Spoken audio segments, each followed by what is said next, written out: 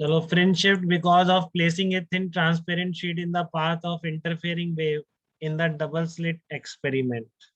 तो हमने स्लैब का ये देख लिया था कि स्लैब की अगर थिकनेस टी है तो एयर की कितनी लेंथ के इक्विवेलेंट होता है, म्यू इंटू टी लेंथ के इक्विवेलेंट होता है।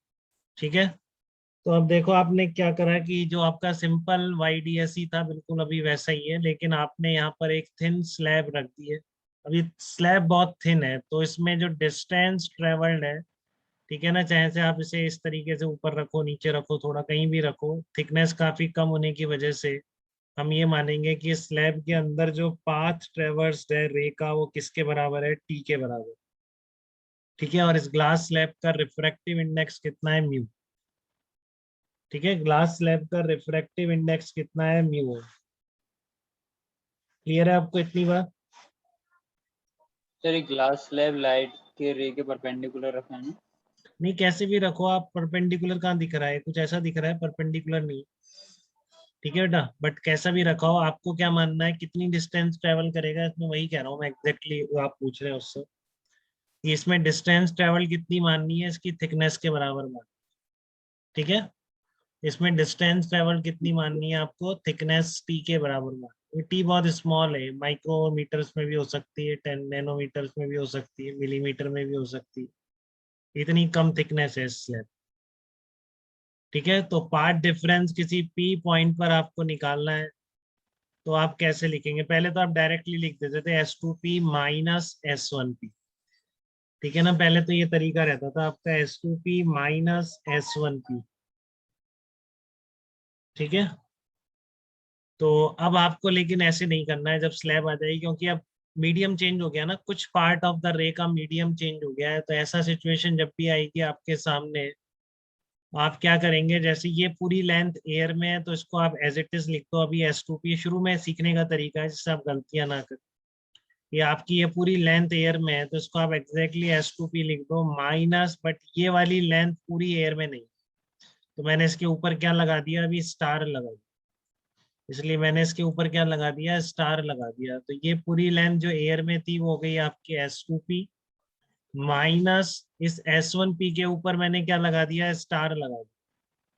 ठीक है, तो अब लिखो फिर S1P को क्या लिखोगे, देखो S1P में से पहले जो दूसरे मीडियम में है वो माइनस कर दो। ठीक है, तो S1P माइनस टी, ये पूरी एयर में, ठीक है ना, S1 P माइनस टी, ये पूरी लेंथ एयर में हो गई।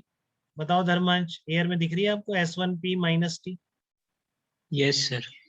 ठीक है, S1P माइनस टी आपकी किस में हो गई, पूरी एयर में हो गई।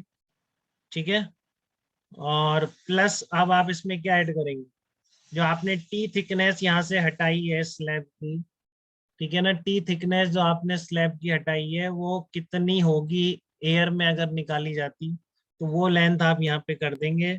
तो टी लेंथ के कॉरेस्पॉन्डिंग एयर में लेंथ होती है म्यू टी, तो आप यहाँ पर क्या लिख देंगे, म्यू इंटू टी से रिप्लेस कर देंगे। ठीक है, तो आपकी ये पूरी डिस्टेंसेस सारी एयर में ही हो जाएंगी। देखो S2P S1P टी, ये तो एक्चुअल में एयर में, जो एयर में नहीं थी उसको भी आपने एयर में कन्वर्ट कर लिया। ठीक है, तो फिर आप इसको देखो क्या बन गया, S2P minus S1P minus mu minus 1 into T. ठीक है ना, minus mu minus 1 into T आ जाएगा ये। अब S2P माइनस S1P आपको पता है कितना होता है, ये पूरा वही है ना, एक सिंपल लेंथ S2P माइनस पूरी लेंथ S1P। तो ये आपने लास्ट लेक्चर्स में यही सब कैलकुलेट किया है। ठीक है, तो इसको आप क्या लिख सकते हैं, डी साइन थीटा। तो आप किसी जनरल थीटा पर पार्ट डिफरेंस कितना आ जाएगा, D sine theta minus mu minus 1 into T निकल के आ जाएगा। ठीक है, तो जनरल थीटा पर पार्ट डिफरेंस कितना आ जाएगा, D sine theta minus mu minus 1 into T निकल के आ जाएगा। तो जब YDSE में इस तरह से कुछ पार्ट ऑफ द रे किसी डिफरेंट मीडियम में निकल जाती है तो उसको हैंडल करने का तरीका यही है। ठीक है, कि आप सारी लेंथ किस में कन्वर्ट कर लो, एयर में कन्वर्ट कर लो। ठीक है, जैसे यहाँ पर किया गया, S2P ऑलरेडी एयर में था, S1P पूरा एयर में नहीं था, तो इसमें से टी पार्ट माइनस किया गया। और प्लस फिर टी पार्ट के कॉरेस्पॉन्डिंग एयर की लेंथ उसमें ऐड कर दी गई, तो आपका पार्ट डिफरेंस ये निकल के आ जाएगा। ठीक है, तो अब बात आती है which side central maxima will shift. तो ऊपर जाएगा। हाँ, तो सेंट्रल मैक्सिमा हमेशा उसी साइड शिफ्ट हो जाता है जिस साइड आपने स्लैब रख दी है। ठीक है, सेंट्रल मैक्सिमा उसी साइड शिफ्ट हो जाता है जिस साइड आपने स्लैब रख दी है, क्योंकि देखो स्लैब रखने से इस रे की लेंथ बढ़ गई कि नहीं बढ़ गई। ठीक है ना, इस रे की पाथ लेंथ बढ़ गई, क्योंकि टी की हटके क्या आ रहा है, म्यू इंटू टी, और म्यू इंटू टी टी से ज्यादा है पक्का, क्योंकि mu is always greater than 1। ठीक है, तो इसकी लेंथ बढ़ गई। ठीक है, और ऊपर जाने पर किसकी लेंथ बढ़ती है, इसकी बढ़ती है। तो डेफिनेटली एक स्टेज पर आकर जितना इसकी वजह से बढ़ रही है ऊपर जाने से और जितना इसकी वजह से बढ़ रही है, ये दोनों बराबर हो जाएंगे और पार्ट डिफरेंस इसके ऊपर ही 0 हो पाएगा। आप क्या हो, नहीं साहब ये तो नीचे होनी चाहिए। ठीक है ना, आप क्या होगी, नहीं मेरे को तो सेंट्रल मैक्सिमा नीचे दिखाई दे रहा है, तो देख लो आप, नीचे आने पर ये वाली लेंथ बढ़ती है। अरे इतना समझ में आता है कि नहीं, जब भी जरा सा पॉइंट ऊपर जा रहा है तो ये वाली लेंथ ज्यादा होगी, वो लेंथ कम हो रही है। ठीक है, जब आप नीचे आ रहे हो तो ये वाली लेंथ बढ़ेगी, और स्लैब भी उसी में रख रहे हो, इधर से भी उसी की लेंथ बढ़ा रहे हो, तो पार्ट डिफरेंस 0 कैसे हो पाएगा, कभी भी नहीं। ठीक है, तो जिस साइड आप स्लैब रख रहे हो सेंट्रल मैक्सिमा उसी साइड शिफ्ट हो जाता है, या ऐसा बोलते हैं कि पूरा फ्रिंज पैटर्न उसी डायरेक्शन में शिफ्ट हो जाता है। अब आपको निकालना है कि यहाँ से कितनी डिस्टेंस पर सेंट्रल मैक्सिमा होगा, तो उसके लिए अंश आप बताओ क्या करेंगे, यहाँ से कितनी सर डिस्टेंस पाथ पर हाँ बताओ। सर पाथ डिफरेंस का एक्सप्रेशन आ गया अपने पास, उसको फॉर्मूला में पुट कर देंगे। कौन सर से 0 के फार्मूले में, बराबर कर देंगे पार्ट डिफरेंस को। देखो ऐसे बोलना था बस अंश, आपको इतना था, पार्ट डिफरेंस को क्या करेंगे, 0 कर दो। 0 ये कर देंगे। आपको बहुत चिल्ला चिल्ला के मैंने बताई थी डेफिनेशन सेंट्रल मैक्सिमम की, फिर आपने मिस्टेक करी क्योंकि आपने रिवाइज नहीं कर पाया, स्कूल में ज्यादा बिजी थे। ठीक है ना, मैंने आपको बोला था सेंट्रल मैक्सिमा मतलब पार्ट डिफरेंस 0, तो यहाँ पर कहाँ पर सेंट्रल मैक्सिमा गया, तो जनरल पी पॉइंट पर लिख दिया पार्ट डिफरेंस, इसको 0 पुट कर दो, वहां से साइन थीटा आ जाएगा, क्योंकि ये गिवन है ना आपको, थिकनेस और रिफ्रैक्टिव इंडेक्स ये सब गिवन है। ठीक है, आप इस पार्ट डिफरेंस को उठा के 0 पुट करेंगे तो साइन थीटा निकल के आ जाएगा, साइन थीटा आ गया तो उस कॉरेस्पॉन्डिंग टेन थीटा आ जाएगा, तो टेन थीटा कितना होगा, वाई अपॉन कैपिटल डी होगा।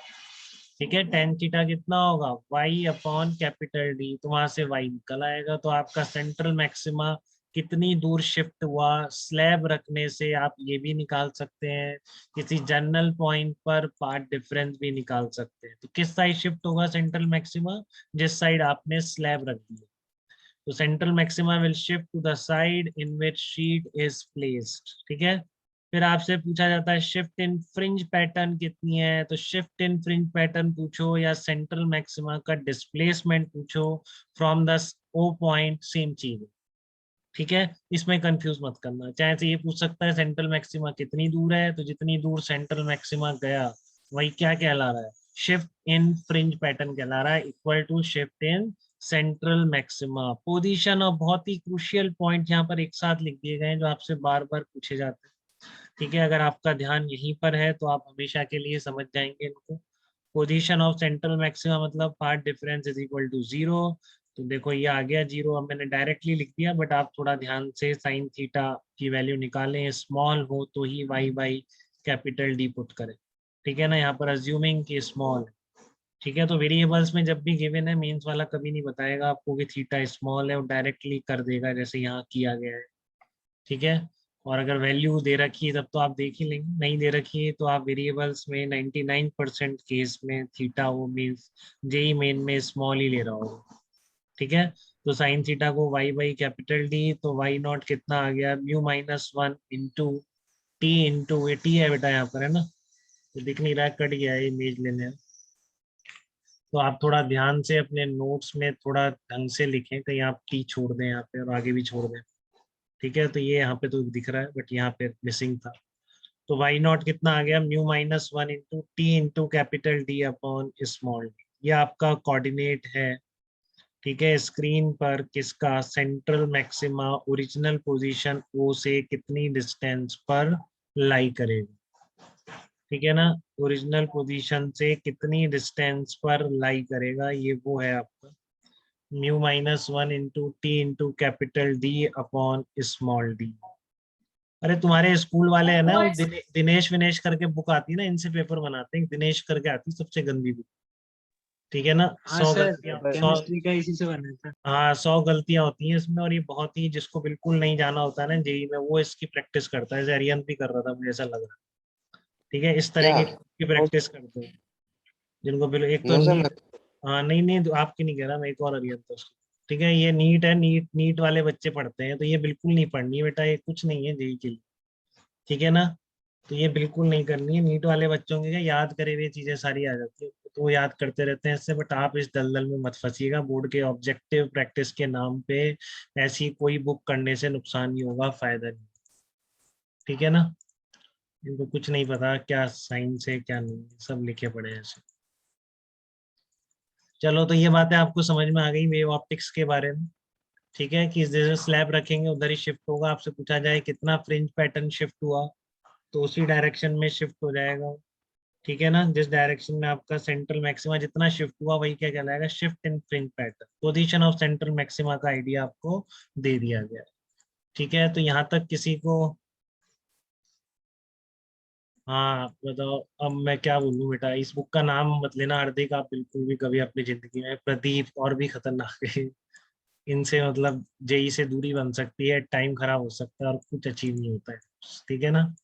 होता है बहुत जिसको मोटी बोर्ड, और हाँ जिसको बोर्ड पास करना होता है ना, सब उनके लिए सिर्फ टाइम खराब होता है, कुछ कुछ नहीं सीखते हो आप, ठीक है। ये प्रदीप दिनेश ये सब नहीं करने होता है ये सब, ठीक है। चलो, तो यहाँ तक कोई, एनसीआर अच्छी है। हाँ एनसीईआरटी में कुछ समझ नहीं आता, गलत लिख रहे हैं। एस सी वर्मा नोट्स और ये सब करा करो, थोड़े सीख जाओ, ठीक है। चलो, तो यहाँ तक कोई दिक्कत बेटा किसी को इस बात में, वेव ऑप्टिक्स की? No sir.